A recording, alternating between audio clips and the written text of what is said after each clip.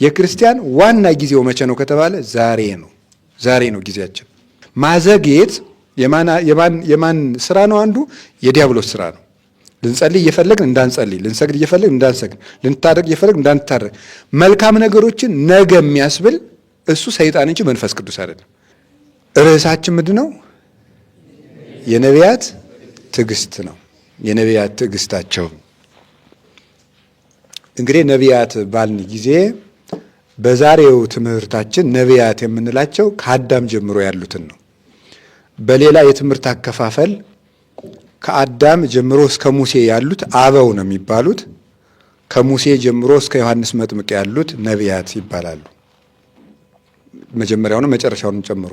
በዛሬው የትምህርታችን አውድ ግን ነቢያት የምንላቸው አዳምን ጀምረን ያሉትን ነው ነቢያት የምንላቸው። ከአዳም ጀምረን እንግዲህ እስከ ዮሐንስ መጥምቅ እንማራለን ማለት አይደለም ማለት ነው እንጂ ሁሉ ብንማርማ ብሉይና አዲስ ትምህርት ቤት ገባን ማለት ነው። እሱን ማለት አይደለም። ስለዚህ ግን በዚህ ትምህርት አውድ ነቢያት የሚባሉት እነሱ ናቸው። እና እስኪ ሁላችሁ ትዕግስት በሉ። እስኪ ስለ ትዕግስት ቆይ 10 ሰከንድ አስቡ። ሁላችሁ ትዕግስት አለ። መጀመሪያ ትዕግስት አለኝ የለኝም በሉ። ሁለተኛ ትዕግስት ግን ምንድን ነው በሉ እና አስቡ። 10 ሰከንድ። ትዕግስት አለኝ የለኝም። ትዕግስት ራሱ ምንድን ነው? አሰባችሁ? ስለ ትዕግስት አስባችኋል? አላችሁ የላችሁም? ትዕግስት ማለት ነው። ትዕግስት አላችሁ? ትዕግስት እስቲ የለንም የሚል የለኝም የሚል የለኝም የሚል የራሱን ነው። በቃ የለኝም ትዕግስት የለኝም የሚል። እሺ በጣም ጥሩ። ትዕግስት ምን እንደሆነ እስኪ ያልገባውሽ፣ ትዕግስት ምን እንደሆነ ያልገባው ምን ማለት እንደሆነ በደንብ አውጡ። ትዕግስት ምን እንደሆነ ያልገባው በደንብ አውጡ እንጂ እንዴ ካልገባችሁ እንደሌላችሁ በምን አወቃችሁ እንዴ? አንድ ሰው እኮ አለኝም የለኝም ማለት የሚችለው ሲያውቀው ነው ነገሩን። ካልገባችሁ ትዕግስት ምን እንደሆነ እንደሌላችሁ በምን አወቃችሁ? ይሄ እንትን ነው፣ ከባድ ነገር ነው። ስለዚህ ትዕግስት አላችሁ የላችሁም? እሺ አሁን ዛሬ እግዚአብሔር ቢረዳን ትዕግስት እንዲኖረን ነው። ቀላል ነገር አይደለችም፣ እውነት ለመናገር እንደሚያወጓት አይደለችም፣ ለእኔም ለእናንተም። በእግዚአብሔር ግን ቀላል ነው፣ ግን በራሷ ግን ከባድ ነው።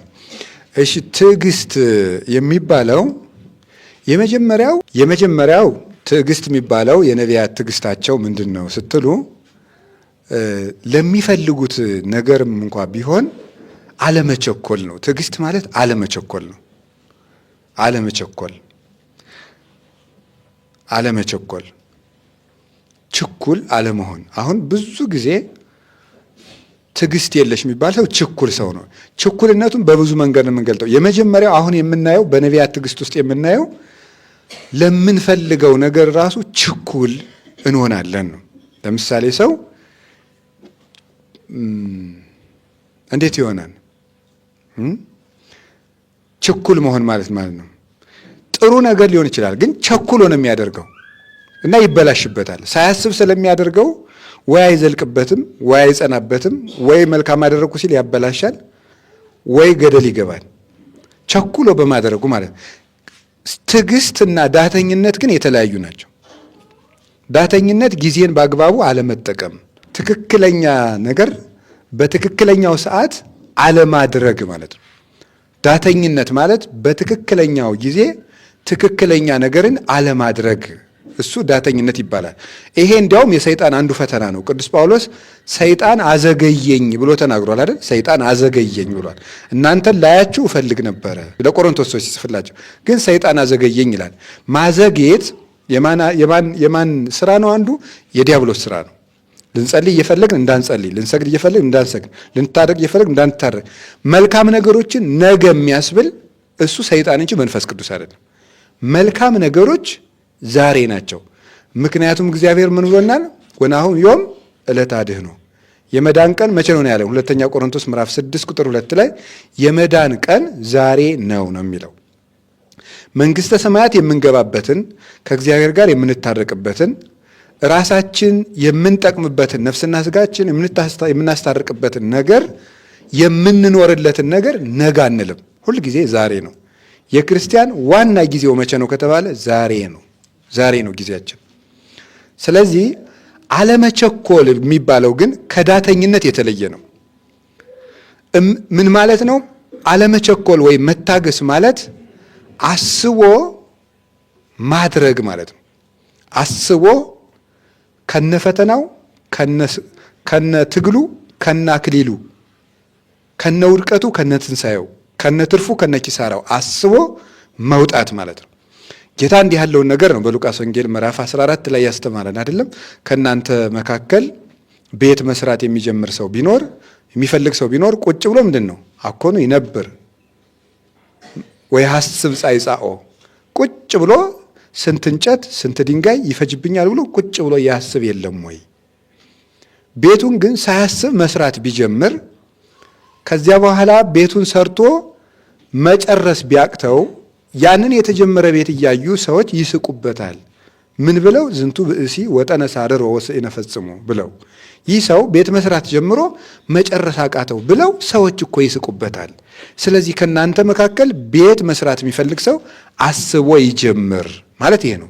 ትዕግስት የሚባለው እሱ ነው። ትዕግስት ምን የሚባለው? ላስብበት ብሎ ወር መተኛት አይደለም። ወር ላስብበት ብሎ ወር መተኛት አይደለም። ለመስነፍ ትዕግስት አይባልም። እሱ ዳተኝነትና መዘጌት ነው የሚባለው። ብዙ ጊዜ መዘጌትና ትዕግስት ይምታታብናል። ቆይ ላስብበት፣ ተረጋግቼ ላስብበት ብዬ ነው የምንለው መዘጌታችን ነው እኛ እና ዳተኝነታችን ወደ ኋላ መቅረታችን ሰይጣን ያዘገየንን ነው። ግን እያሰብንበት ብልሆች እንድንመስለን ያደርገናል። ግን በትክክለኛው ጊዜ ተጠቅሞ ማሰብ ትዕግስት ማለት እሱ ነው። አለመቸኮል ማለት ነው። ከእናንተ መካከል ጦርነት መግጠም የሚፈልግ ሰው ቢኖር ይላል አይደል? ሉቃስ ወንጌል ምዕራፍ 14 ላይ የአንድ ሀገር ንጉሥ ወደ አንድ ሀገር ንጉሥ በጦርነት እንገጥማለን ብሎ ቢልክበት አለ ቁጭ ብሎ የእሱ ሰራዊት ይሄን ያህል ነው፣ የእኔ ደግሞ ይሄን ያህል ነው፣ ላሸንፈው እችላለሁ አልችልም ብሎ ቁጭ ብሎ ማሰብ የለበትም ወይ አለ ጌታ። አላሸንፍም ብሎ ካሰበ ምን ያደርጋል? ሽማግሌ ልኮ ይታረቃል። ሳያስብ ግን ጦርነቱን ቢጀምር የዛኛው ሰራዊት እጥፍ ነውና ይሸንፋል አለ። ስለዚህ አስባችሁ ጀምሩት ነው። ጦርነት ያለው ምንድን ነው? ቅዱስ ኢዮብ እንደነገረን መጽሐፈ ኢዮብ ምዕራፍ 6 ላይ ምዕራፍ 7 ላይ የሰው ሕይወቱ በምድር ላይ ብርቱ ሰልፍ ነው ይላል አይደል? የሰው ሕይወቱ በምድር ላይ ብርቱ ሰልፍ ነው ይላል። የሰው ልጅ በራሱ ኑሮ ውጊያ ነው። አኗኗሩ ራሱ የራሱ ፍላጎት ይዋጋዋል፣ የሰዎች ፍላጎት ይዋጋዋል፣ የአጋንንት ፍላጎት ይዋጋዋል። ዓለም በራሷ በጠባይዋ ትዋጋዋለች። ስለዚህ የሰው ልጅ የራሱ አኗኗሩ ሰልፍ ነው አኗኗሩ። ለዚያ ተዘጋጅቶ ነው ማኖር ያለበት። ለመነገድም፣ ለማግባትም፣ ለወንድምነትም፣ ለእህትነትም፣ ለጓደኝነትም፣ ለንግድም፣ ለማረስም፣ ለመቆፈርም፣ ለመማርም፣ ቦታ ለመለወጥም፣ በቦታ ለመጽናትም፣ ለሁሉም ነገር ትዕግስት ያስፈልገዋል ነው። ቁጭ ብሎ ማሰብ ይፈልጋል። በዓለም ላይ የወደቁ ሰዎች የሚባሉ ሳያስቡ የጀመሩ ሰዎች ናቸው። ሳያስቡ የጀመሩ ሳያስቡ ያቋርጡታል። ከነዚህ ይህንን የሚያሳዩን ለምሳሌ የነቢያት ታሪክ ውስጥ 5 ሰዎችን ተመሳሳይ ነገሮች ታያላችሁ። የመጀመሪያው አባታችን አዳም ለምንፈልገው ነገር ራሱ ከማሰባችን በፊት በስሜታችን አለመቸኮል ነው። ለምሳሌ አባታችን አዳም እና እናታችን ሔዋን በአንድ ርዕሰ ጉዳይ ብቻ ነው ባልና ሚስት የሆኑት ወይም ደግሞ የእሷን ሴትነት የእሱን ወንድነት የተዋወቁት ስንት ዓመት ቆይተው ይመስላችኋል? 230 ዓመት ቆይተው ነው። ኦሪት ዘፍጥረት ምዕራፍ 5 ላይ እንድታነቡት አዳም ከሔዋን ጋር ከገነት ከወጡ በኋላ የእሷም ሴትነቷን አውቋታል፣ የእሱም ወንድነቱን አውቃለች። ፍቶት እንስሳዊት ሰልጥናባቸዋለች። ይፈላለጋሉ። ግን እግዚአብሔርን 100 ዓመት አልቅሶ እግዚአብሔር ለምኖ በሱባኤ ጠይቆ ቆይቶ አዳምና ሔዋን በመኝታ የተገናኙት 230 ዓመት ቆይተው ነው። ይህ ትዕግስት ይባላል። መቆየት፣ የሚፈልጉትን ነገር ለማድረግ አለመቸኮል። እሱ ብቻ አይደለም፣ እጅ ላይ አግኝተውት እንኳን ጉዳዩን የራስ ለማድረግ አለመቸኮል፣ ለመግባት አለመቸኮል። ትዕግስት የሚባል ይሄ ነው። እንዴት አንድ ሰው ሚስቱ አጠገቡ እያለች ባሏ አጠገብ እያለ 230 ዓመት በመኝታ ሳይተዋወቁ እንዴት ይኖራሉ? አሁን እንቀጥል። የአዳም ልጅ ሴት ይባላል። የአቤል ከሞተ በኋላ የተተካው ሴት ሚስት ካገባ በኋላ ወይም ከተወለደ ጀምሮ ሚስቱን በግብር እስከሚያውቅበት ጊዜ ድረስ ስንት ዓመት ነው የቆየው? 205 ዓመት ነው የቆየው። 205 ዓመት ተመልከቱ። ትዕግስት 205 ዓመት ቆይቶ ልጅ ወለደ ነው የሚለው። በዚያ ዘመን ደግሞ የነበሩ አባቶችና እናቶች ባለትዳሮች በመኝታ የሚገናኙት ልጅ በሚወልዱበት ቁጥር ብቻ ነው። 3 ልጅ ከወለዱ 3 ጊዜ ነው በመኝታ የሚተዋወቁት፣ ከዚያ ውጭ አይደለም። ስለዚህ ሴት ስንት ዓመት የታገሰው? አቤት 205 ዓመት 205 ዓመት። የሱ ልጅ ሄኖስ ይባላል። ሄኖስ ደግሞ 190 ዓመታትን ነው የታገሰው። 190 ዓመታትን በንጽህና ኖረዋል ማለት ነው። 190 ዓመት።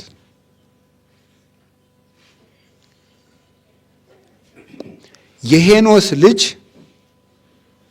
ቃይናን ይባላል። አዳም ሴትን፣ ሴት ሄኖስን፣ ሄኖስ ቃይናንን፣ አራተኛው ትውልድ። ቃይናን ደግሞ 170 ዓመት እንዲሁ በንጽህና ኖሯል። 170 ዓመት። እንዴት አይነት ሰዎች ናቸው! ትዕግስት ተመልከቱ። እስቲ አሁን እኛንና እነሱን ተመልከቷቸው። አሁን የነዚህን ጾም መጾም እነዚህን ማድነቅ አይገባል? እና ናስተበጽኦሙ ለለተአገሱ፣ እነዚህ እንደዚህ የታገሱ እንዲህ ያሉ ነቢያትን እናደንቃቸዋለን። እስኪ ከአንዲት ሴት ጋር 3 ቀን በአንድ ቤት ውስጥ እደሩ። ይቻላል? ይቻላል ወይ? አይቻልም። እንዴት ነው ያን ያህል ዘመን ሰው ሴትን እያየ ያን ያህል ዘመን የኖሩት? ሴቲቱ ወንድን እያየች። ቃይናን ስንት ዓመት የኖረው? 170 ዓመት ኖሯል። ቃይናን 170 ዓመት ኖሯል። ቃይናን ማንን ወለደ? መላአሌልን ይወልዳል። መላአሌል 165 ዓመት በንጽህና ኖሯል። 165 ዓመት።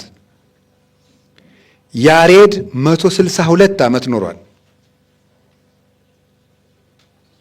162 ዓመት።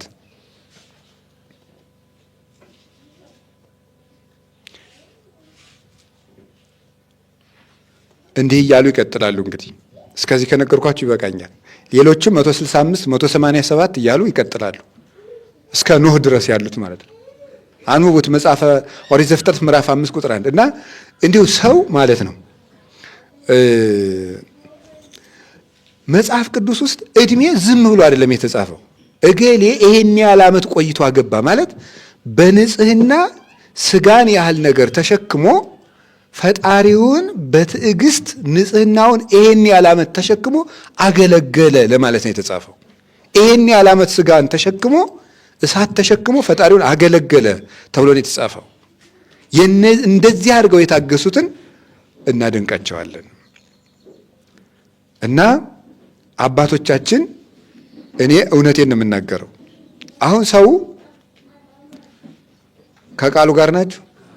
ከቃሉ ጋር ናችሁ? አዎ። ዲያብሎስ እኔ ታገሱ የምላችሁ አሁን ይሄንን ነው። መንኩሱ ቢላችሁም እሺ አትበሉት ቶሎ። አግቡ ቢላችሁም እሺ አትበሉት። እኔ የምለው እሱን ነው። ቶሎ እንድታገቡ የሚያስወስናችሁ መንፈስ ቅዱስ አይደለም፣ ዲያብሎስ ነው። ቶሎ የሚያስመነኩስም መንፈስ ቅዱስ አይደለም፣ በፍጹም ዲያብሎስ ነው።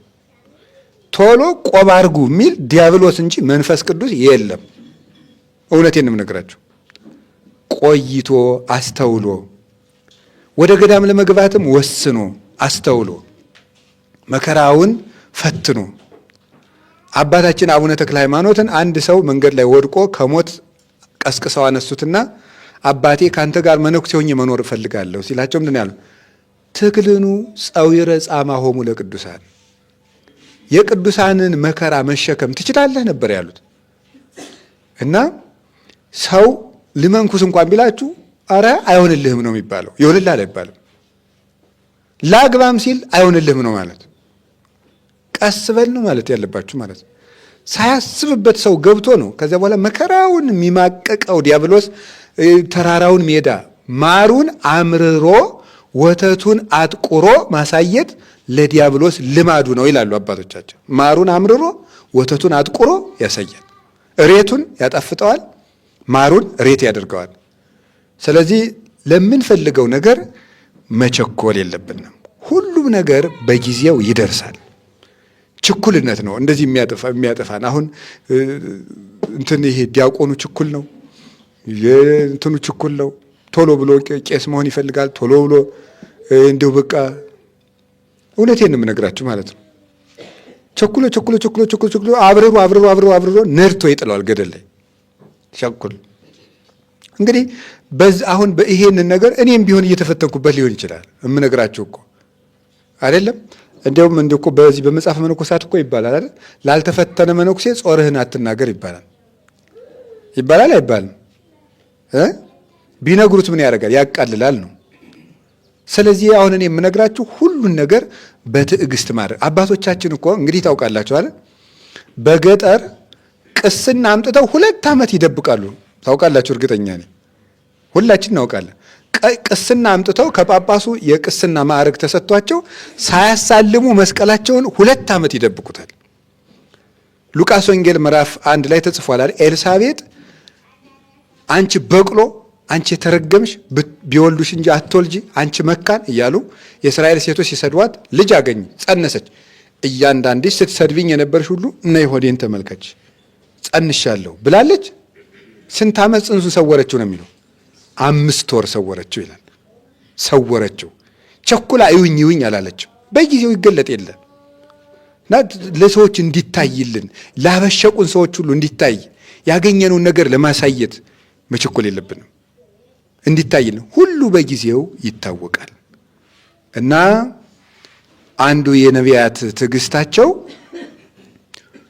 እንዲህ አድርገው ታግሰው መኖራቸው ነውና መድኃኔ ዓለም ትዕግስቱን ያድለን። እንዲህ ያለውን ነገር ለምንፈልገው ነገር አሁን እንደምታዩት ነው። ተማሪው ችኩል ነው፣ እንትኑ ችኩል ነው። ሁሉ ነገር በቃ ሁሉ ነገር በችኮላ ነው። የቄስ ተማሪውም ጭምር ማለት ነው። ሩጦ በቃ እንደው በቃ እኔ እንደው በቃ ሩጦ ያቋቋም መምህር ቢባል ደስታው፣ የመጽሐፍ መምህር ቢባል ደስታው፣ የቅኔ መምህር ቢባል ደስታው፣ የምን መምህር ቢባል ደስታው። ሲወጣ ግን ባዶ። ያስኳላው ተማሪ ችኩል ነው። በቃ እንደው ቶሎ ሰኔን እንደ ገመድ ጠቅልለን ወደ ጥቅምት ብናመጣው ደስታው ነው። ችኩልና ስልቹ ነው።